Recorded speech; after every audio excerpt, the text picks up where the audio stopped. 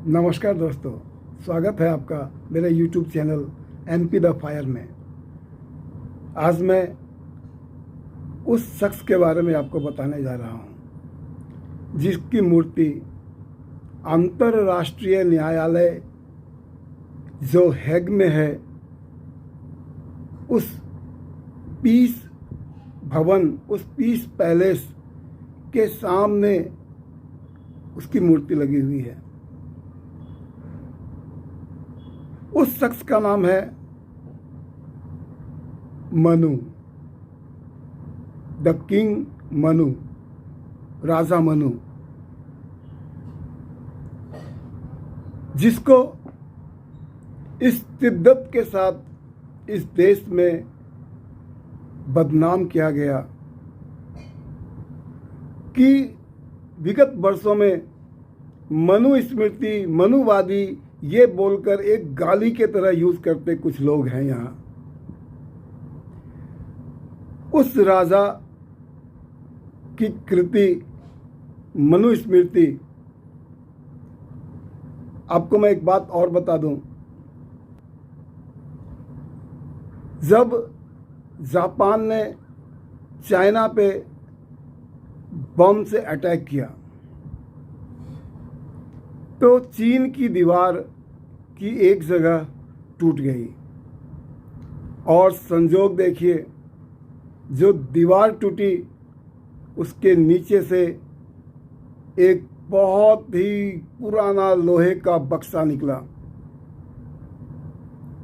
उस लोहे के बक्सों को जब खोला गया तो उसमें बहुत ही पुराने पुराने दस्तावेज निकले और उन दस्तावेजों में मनु स्मृति की बहुत अधिक चर्चा थी।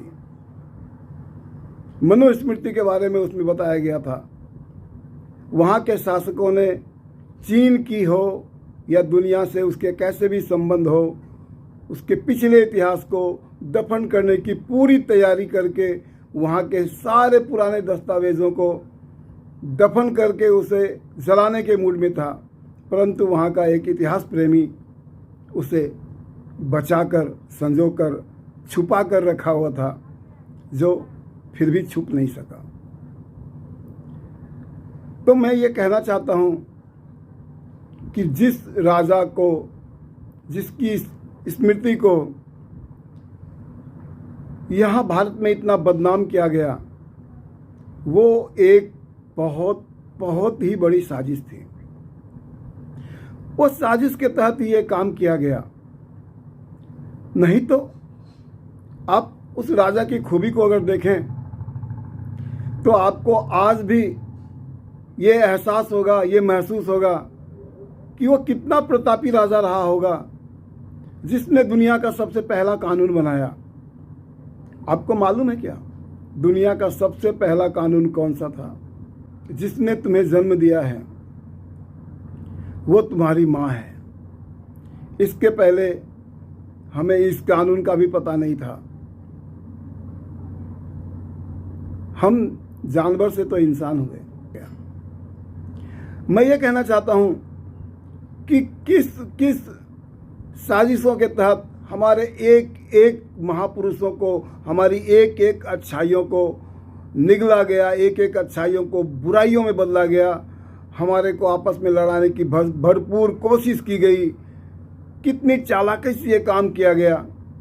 मैं आपको बताता हूँ, यदि महाभारत, रामायण और जो वेद, उपनिषद, ये सब यदि छंद में नहीं लिखे गए होते, यदि पद्य में नहीं लिखे गए होते, तो ये भी गुमनामी के अंधेरों में खो जाना था। इसकी भी हमें कोई सच्चाई नहीं मिलनी थी। ये तो अच्छा हुआ कि ये जो पद में लिखे गए, इसको बिगाड़ पाना बहुत मुश्किल हुआ और मनु स्मृति कोई पद में नहीं लिखा गया था, वो एक लेख के हिसाब से लिखा गया था, जिसे नस्तानाबूद करना, जिसे बदल देना लोगों के लिए आसान था।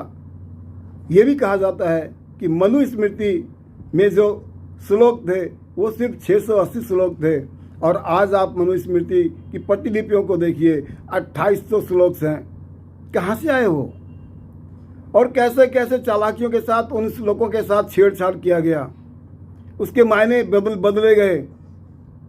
कहा जाता है कि राजा मनु ने जाति धर्म के आधार पर समाज की संरचना की। कितनी गलत बात कही उन्होंने, जबकि राजा मनु ये कहते थे कि एक ही शरीर में 4 वर्ण हैं, सभी गुण एक ही इंसान के अंदर हैं, वो चाहे ब्राह्मण हो, चाहे शूद्र हो, चाहे वैश्य हो, चाहे क्षत्रिय हो। तो ये इनकी गणना उन्होंने गुण के आधार पर की थी, ना कि कभी भी जातिगत आधार पे। वो जातिगत आधार का बहुत बहुत बड़ा घोर विरोधी था और उसे ही ये साबित किया हमारे आगे के लोगों ने, जिसने हमारे पे शासन किया, जिसे हमारी संस्कृति है उसको खराब करने में बड़ा मज़ा आता था। इन लोगों ने हमारी संस्कृति को ऐसे ध्वस्त किया और हमारी हर एक सांस्कृतिक धरोहर को बिल्कुल बदलकर बदनाम करके हमारे सामने पेश किया गया, ताकि हमारा कोई आधार ही न बच सके और हम अपने इतिहास से कट जाएं। और हम अपने अगर इतिहास से कटेंगे, हम अपनी संस्कृति से कटेंगे, तो कहीं ना कहीं जाके जुड़ेंगे, वो उसके लिए लाभकारी था। मैं आपको और राजा मनु के बारे में बताना चाहता हूँ, जिन्होंने मानव कल्याण के लिए, विश्व कल्याण के लिए, इंसान की उन्नति के लिए ताउम्र बुढ़ापे तक घोर तपस्या की, घोर साधना किया और मानव जाति की रक्षा की, मानव जाति को एक बहुत ही सशक्त आधार दिया, विकास का बहुत सारे आयाम दिए। और चूँकि लोगों को हिंदू धर्म को बदनाम करना था, इसीलिए जितना बड़ा नाम उतने बड़े दाग लगाकर लोगों ने ऐसे पेश किया कि जैसे हमारा हिंदू धर्म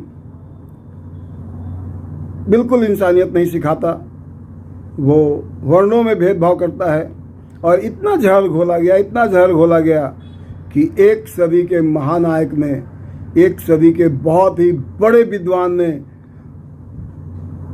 मनुस्मृति की 1 प्रति 25 दिसंबर को जलाई थी और मनुस्मृति को बदनाम किया गया था।